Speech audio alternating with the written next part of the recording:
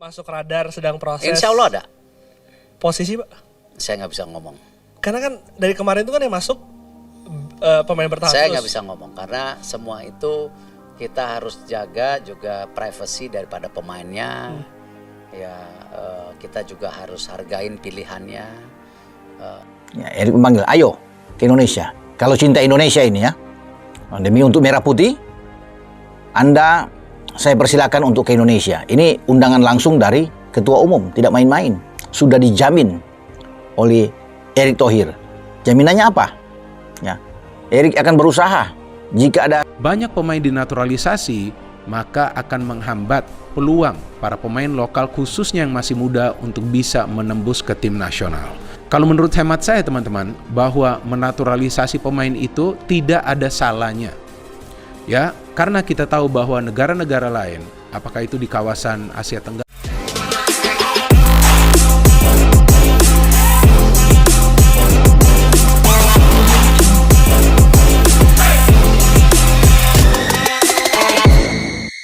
Lobi senyap Erick Thohir, jalan panjang naturalisasi Victor Gyökeres untuk Timnas Indonesia.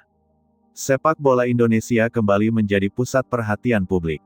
Setelah beberapa langkah besar dilakukan melalui naturalisasi pemain keturunan dan bintang-bintang Eropa, kini muncul kabar mengejutkan yang membuat jagat sepak bola tanah air gempar. Ketua Umum PSSI, Erick Thohir, ternyata diam-diam sudah melakukan lobi intensif dengan Victor Gyökeres, striker milik Arsenal yang baru saja bersinar di Premier League.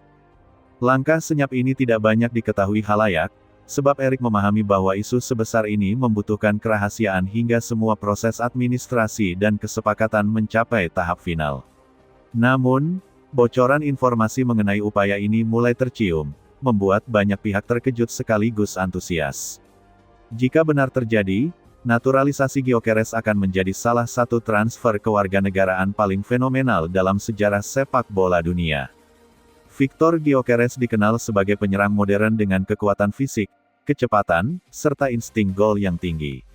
Setelah sebelumnya bersinar bersama Sporting CP di Portugal, Gyökeres melakukan langkah besar dengan bergabung ke Arsenal.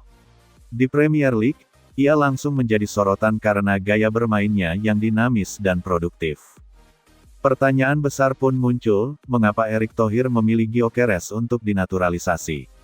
Jawabannya terletak pada kebutuhan Timnas Indonesia. Setelah berulang kali berjuang keras di kualifikasi Piala Dunia, jelas terlihat bahwa lini depan Garuda masih membutuhkan sosok striker kelas dunia yang bisa menjadi pembeda.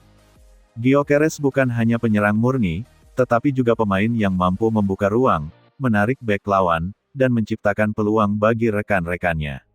Dengan gaya permainan seperti itu, ia dianggap sangat cocok untuk menutup celah kelemahan Timnas Indonesia dalam menghadapi pertahanan rapat lawan-lawan Asia. Erick Thohir bukanlah sosok baru dalam hal lobi tingkat tinggi. Pengalamannya sebagai pengusaha, pemimpin organisasi internasional, hingga pemilik klub sepak bola Eropa memberinya jaringan luas dan kemampuan negosiasi yang mumpuni. Dalam kasus Gyökeres, Erick memilih jalur diam-diam.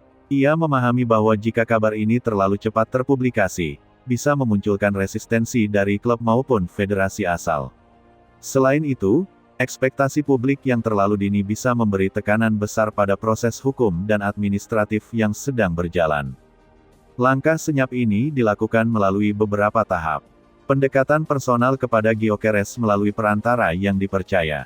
Diskusi motivasi dan peluang, Erick ingin memastikan bahwa minat Gyökeres membela Indonesia bukan sekadar formalitas, melainkan lahir dari keinginan tulus.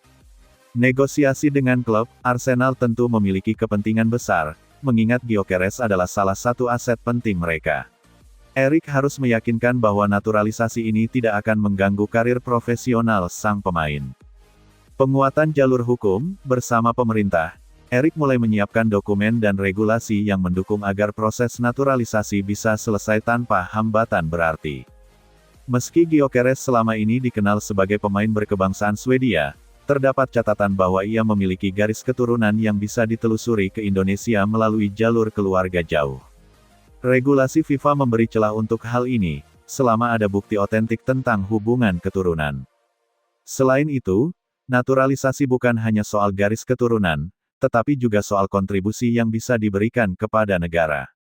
Erick Thohir membaca peluang ini dengan cermat. Indonesia bukan sekadar menawarkan status kewarganegaraan, tetapi juga memberi panggung besar bagi Gyökeres untuk menjadi ikon di kawasan Asia.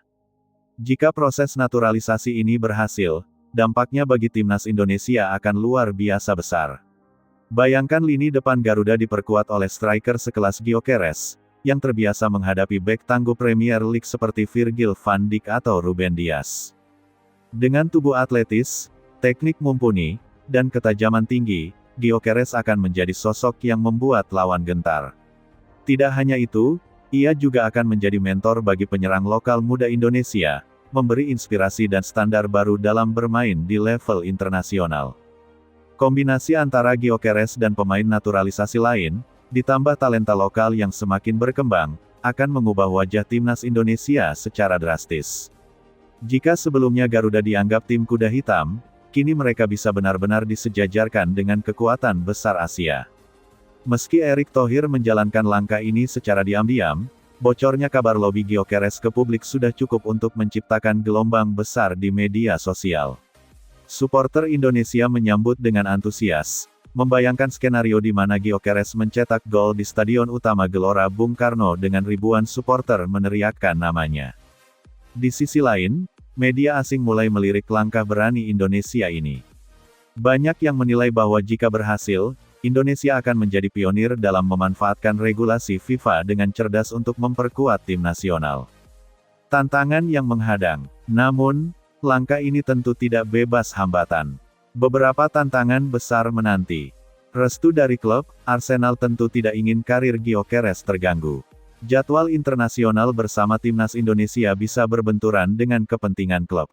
Erick Thohir harus menegosiasikan kesepakatan yang saling menguntungkan. Resistensi dari Swedia, meski regulasi FIFA memungkinkan, Federasi Swedia bisa saja merasa kehilangan aset besar. Mereka mungkin akan berusaha menghalangi dengan cara politik atau administratif. Adaptasi kultur, Gyökeres harus menyesuaikan diri dengan gaya bermain dan kultur sepak bola Indonesia. Meski kualitas individunya tinggi, tetap dibutuhkan waktu untuk benar-benar menyatu dengan tim. Ekspektasi publik, supporter Indonesia terkenal fanatik. Harapan besar yang disematkan pada Gyökeres bisa menjadi beban jika tidak dikelola dengan baik. Perhitungan Erick Thohir. Mengapa Erick Thohir berani mengambil risiko sebesar ini? Jawabannya sederhana, Indonesia sedang berada di titik krusial. Putaran keempat kualifikasi Piala Dunia menuntut kualitas ekstra. Erick tahu bahwa tanpa tambahan pemain kelas dunia, perjuangan akan semakin berat. Dengan melobi Gyökeres, ia ingin menghadirkan kekuatan baru yang bisa menjadi pembeda.